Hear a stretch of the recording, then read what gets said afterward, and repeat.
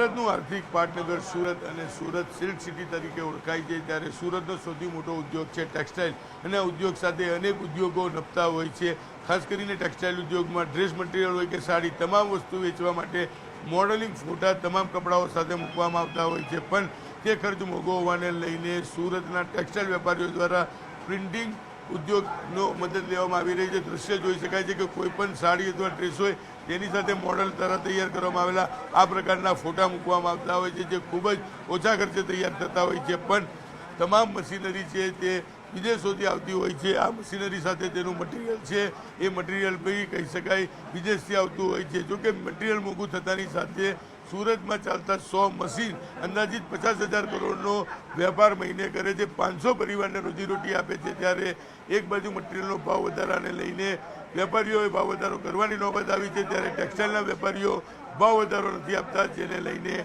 આ પ્રિન્ટિંગ ઉદ્યોગ હાલ મરણ પથારીએ પહોંચ્યો છે. અને જો આને આ પરિસ્થિતિ રહી તો 100 મશીન બંધ થશે, પણ આ મશીનો સાથે જોડાયેલા 500 પરિવાર પણ બેકાર બનશે.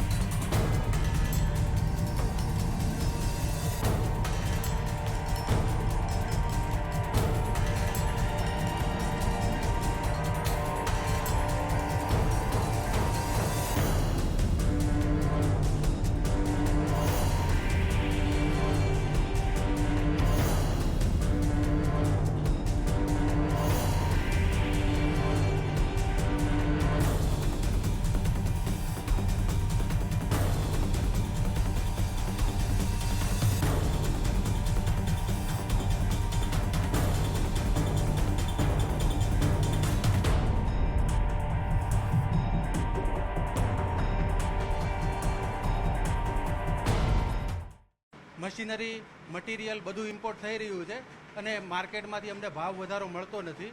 એને હિસાબે અમે લોકો અત્યારે ધંધામાં બહુ ખરાબ પરિસ્થિતિમાં છીએ. બરાબર, તો વેપારીઓ આ અમારે જે રિક્વેસ્ટ છે એને જરાક ધ્યાનમાં લઈ અને અમારી સામે બી જોવે, નહીં તો અમારી ઇન્ડસ્ટ્રી હવે મરણ પથારી જેવી હાલતમાં છે. એટલે હવે અમારે કંઈ બી નિર્ણય લેવો પડશે, નહીં તો અમે આ બિઝનેસમાં ટકી શકીએ એવી પરિસ્થિતિ અમને દેખાતી નથી. આ 50 કરોડના ટર્નઓવર સાથે 500 પરિવાર જોડાયેલા છે, તો એ 500 પરિવાર અત્યારે બેરોજગાર થઈ શકે એવી પરિસ્થિતિ ઊભી થઈ ગઈ છે.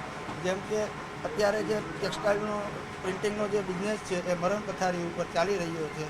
તો આમાં કંઈક સુધારો આવે એવી મારી અપેક્ષા છે, અને આમાં જો સુધારો નહીં આવે તો આ 500 પરિવાર બેરોજગાર થઈ જશે.